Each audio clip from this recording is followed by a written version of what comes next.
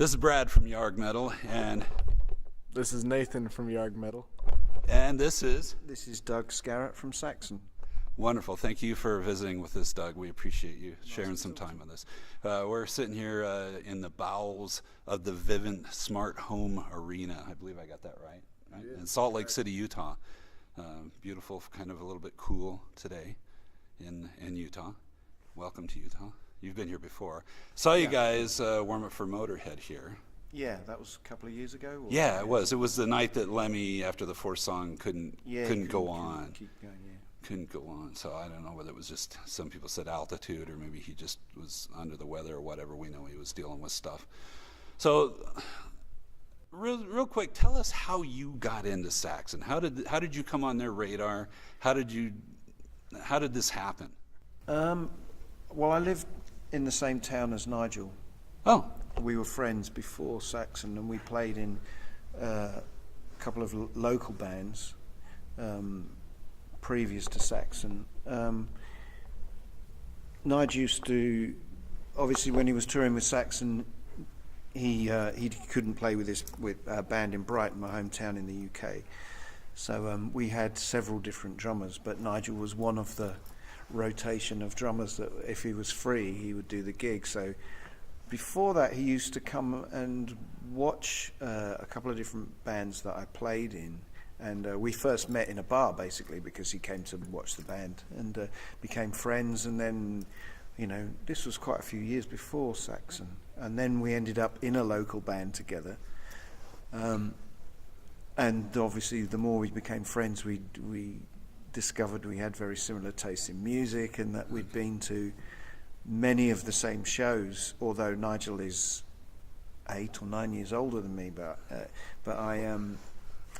it was funny because we would talk about shows like Robin Trower and Caravan and Camel and bands that we both liked, but I started seeing those bands when I was probably only 12 or 13. And we talked about loads of the Brighton shows that we were at the same shows but didn't know each other then. So, and we basically just became good friends. And then one day it was just like he just phoned me out of the blue and said, there was a problem with Graham, and the Dogs of War tour was they'd made the Dogs of War album. They were just kicking off for the tour. Graham was gone, and they needed somebody like immediately. And that was that. So I set about learning, I can't remember how many songs, 30, like 40, 50. a lot of songs in a very short space of time. And Nigel was already out with Biff doing promo for the Dogs tour. So I went to Nibs' house, Paul's house, and went through them, just learn the songs endlessly. And we had literally just like one day rehearsal in Munich before the tour with the whole band, and that was it. We were off. So. All right. So before this, the kind of music you were playing in bands, what was it? Hard rock, metal? Yeah, kind of. I grew up loving bands like Sabbath, Purple, Zeppelin, all the kind of obvious influences, really. And guitarists like, I guess one of my first guitar heroes. Well, when I got out of pop music, I love bands like Slade. And when I was, I can't remember the age thing, but probably 10 or 11, I was into Slade and The Sweet and all the British pop bands, T-Rex. And but then when I started to discover more serious music, I think my first guitar hero was probably Paul Kossoff. Yeah, from Free, yeah. And I did. It was almost like discovering this new world of bands that I didn't know existed when I was that age. So I moved really from pop music into prog rock, and I guess early metal like Sabbath, but I liked also stuff like David Bowie, and I was a massive David Bowie fan. That was actually, it's funny because I didn't know who I was going to get to chat with today, and I thought, if I got to talk to Biff again, I was going to ask him. I was going to say, what's your favorite David Bowie album? So I'll ask you, what's your favorite David Bowie album? it's so difficult. I was such a massive Bowie fan. Yeah, well, just one of your favorites then. One that kind of... I love Man Who Sold the World. Simply because I mean I couldn't really say I like it more than Ziggy, but as a guitar player, Mick Ronson gets to cut loose on that album a lot more than any of the other albums. So I love the guitar playing on like The Width of a Circle. And, it's a great song. You know, and Moon Age Daydream, which is Ziggy. So I think, in my opinion, the Ziggy Stardust album, I think from a production standpoint, song standpoint, it's what I call a perfect album. It is. I mean, you put that on and you're like, holy crap, I think I could probably write every word of that album. It's that much part of my growing up. And it's strange in one way because it's kind of a bit removed from the rock music that I listen to, but I don't know, it seemed to be different in that era. Music wasn't separated in genres so much as it is now. Yeah. You know, so. Yeah, I know that kind of happened in the, I don't know, was it the late 70s when metal became, you know, the leather jacket. And if you weren't wearing the outfit and that in the band, I think the first show that I saw that really stood out was Michael Schenker's first solo tour with Cozy Powell. Rest his soul. And the opening band, they were kind of a rock new wave-ish band.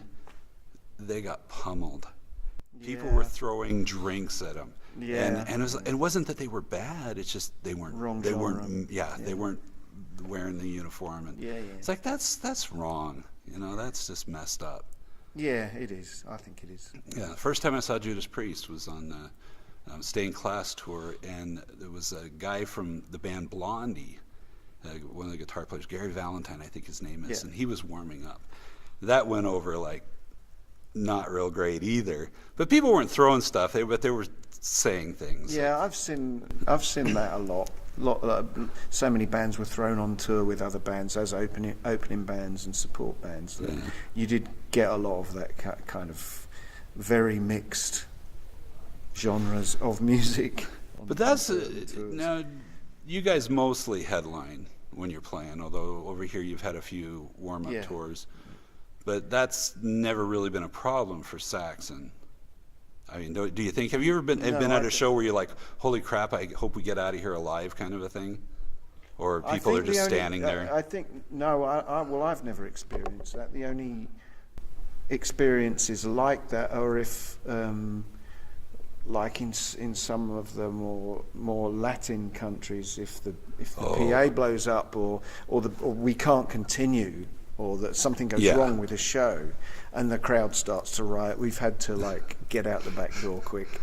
You know, nothing we did wrong, but you know, the crowd are just crazy because they can't hear the band. In fact, one show we did, the PA went off in a large club, and it was just going to turn into a riot, and we actually turned the monitor speakers round to face the audience and carried on.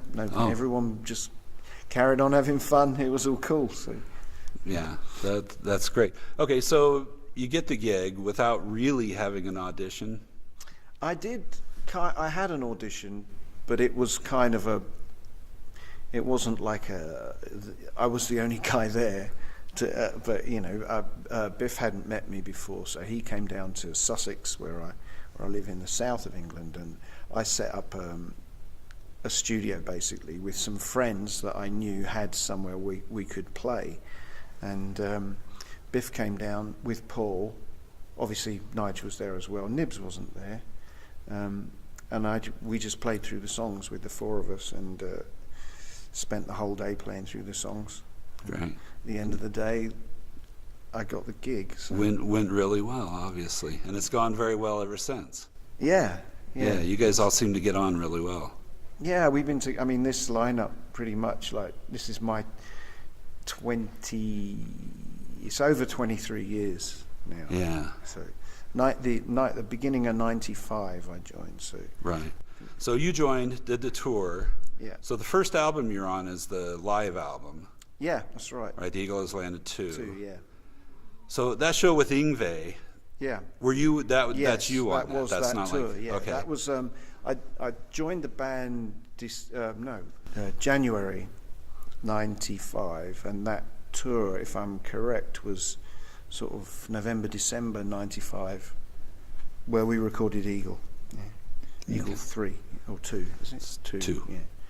It's great album. But Yeah, that was my first all of them. recording. All of them are great. Thank you. But, And then, okay, of so your course- first studio album then was it Metalhead? No, it was No. Unleash the Beast. Unleash the Beast. That's Yeah. right. Unleash the Beast. Yeah, that was the first time that I'd actually sat down and written songs with the guys. Okay. And So you were immediately brought in as a songwriter as well. yeah, Like yeah, first album you did with them. yeah, yeah. What songs on that album were you mainly contributing to, or was it just kind of group effort? It was group effort, but the song "Unleash the Beast" was, if I remember correctly, was like a lot of the songs. They were a combination of my riffs and Paul's riffs. So I was bringing things in, like I'd have an idea that might become the verse, and then Paul would have an idea that might become the chorus. I think "Circle of Light" was one of my tracks, and "Thin Red Line" was me and Nibs, if I remember rightly. Okay. So yeah, it was pretty much a combination, but there's a lot of me there. All right. You know. How about this new album? The new album is more. Nibs wrote more material on this album than and the one before, actually, because obviously there's 22 studio albums now, of which I've written or been involved in the writing of 11 of them. And I guess the first, I can't remember how many.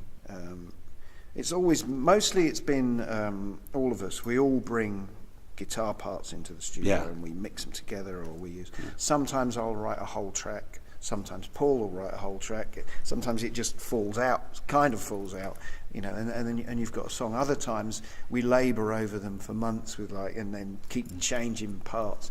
The new album is more Nibs, actually, although there are tunes from me and Paul on.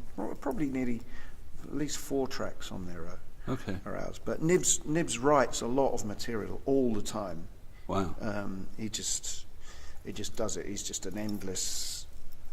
He just plays guitar into the computer, and he has done for years and years, actually. Wow. And sometimes he's got so much material. He's got so much good material that we hadn't used. It seemed we should be using this. You know, it's cool. That's awesome. Now, Thunderbolt was recorded more than a year ago. Yeah. Yeah, it's been sitting in the can kind of for a while. Yeah. Anything new happening now, or are you guys just kind of sitting back to see what's next? Work this for a while? I guess although we had recorded the bulk of it a year ago, we were still adding finishing touches, some solos and bits and changing bits, probably 4 or 5 months ago, I think. And there is material that we didn't use as well, so we haven't written anything since the Thunderbolt sessions, and we don't really write on the road. Yeah. So we try and focus on one thing or the other, you know. Good. So I got to see you guys in St. Louis on this tour because I had to see a headline. The cool thing for me was that you played so many songs off Thunderbolt. Yeah. Which you don't get to do as maybe. it was 8, I guess, if you count the 7 intro. Or, maybe 8. Yeah. What's your favorite song to play off of that album? Off the new album.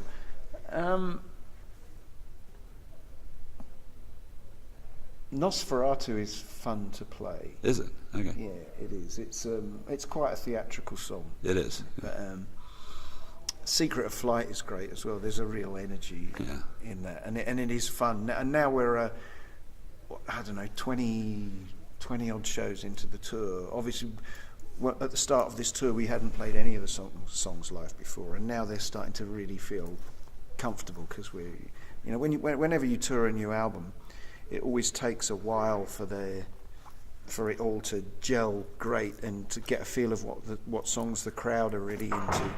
And Secret of Flight is going down fantastic every day. So. You know, the one that hit me, and listening to the album was kind of but live was Sons of Odin. Right, you like that? Yeah, there was something happened when you guys played it live. It just hit me, and of course then I'm like, oh, this is so great, and all of a sudden it goes right into Crusader. So I know you're just playing. We've changed that around a bit now, actually. Yeah, Sons of Odin seems to be a popular song. Yeah, so it's a mid-tempo power ballad. Yeah, I don't know. Shows off Biff's voice great. Yeah, as well, so yeah, it's good stuff. Okay, first time you toured in America, Yeah. When was that with Saxon? One of my first shows, we came in to do 3 shows, I think, in '96, I think, Ooh. which was it was a Probably very Texas. large gig in Texas, yeah, San Antonio. Yeah. They love you guys in San Antonio. Yeah. I almost always go to that show.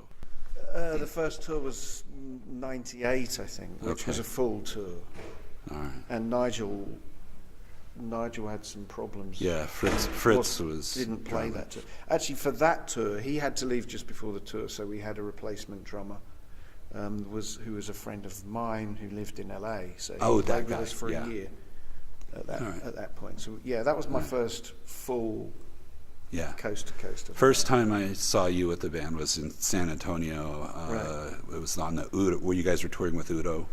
Remember that? Yeah. Oh yeah, I remember that tour. Yeah, that was Metalhead, I believe. Yes. Yeah, that was my second album. Yeah, great stuff. Okay, since we only have a few more minutes, this is something I asked Paul and Nigel. Yeah. As you look at your set list, I don't know who makes it up. I'm guessing Biff probably has the most input. Yeah. But as you look at that set list every night, and of course it can change, what song do you look at and you go, oh, that's the one I can't wait to get to? Although we've played it thousands of times, probably, I love Power and the Glory. It's a great song. Yeah. It's just such a classic rock song. It's such a classic guitar riff as well. It's just fun. I like it. I like everything about it. That song. Yeah, and you get a big solo in that too. Yeah, and it's a nice one. It reminds me of like early Gary Moore style. Mm-hmm. So, I like that song. Okay. Is there anything, you've been in the band now for quite a long time, is there anything when you look at the set list and you go, okay, I'll do it, but that's not, we'll just power through this one? There's nothing I really dread on the set list, to be honest. I mean, the punky ones are kind of, they're trashy, but they're just great fun. Like 20,000 feet kind of stuff. Yeah. It's like we do. It's sometimes it's not a simple gig because we move between some fairly complex material. Yeah. And some of the early material, which is like power punk metal, and it's really they're very different stylistically. But and I think when I first joined the band, I didn't enjoy the power punk stuff as much, but I've kind of got to like it now. All right, there you go. There's a good vibe with it. So. Yeah, you guys always look like you're having fun when you're playing. Yeah, I think we are. Well, we definitely are. There's something. There's a chemistry that we have. I think that if you saw us in the dressing room 20 minutes before, we look like we're nearly asleep. But something happens as soon as we walk on stage. Just hit the stage and go. Do you do any much warming up or anything for you at the stage? No, none of us do. Yeah, none of us do, and we don't sit and play for hours. I like that. I'm a musician too, and I'm kind of like that. I like the energy that when you first hit the stage. Yeah, so I'm with that too. Nathan, do you have any questions for Doug? Anything you think about that? Because I know we're just about out of time. Yeah, that's cool. I think I'm all right.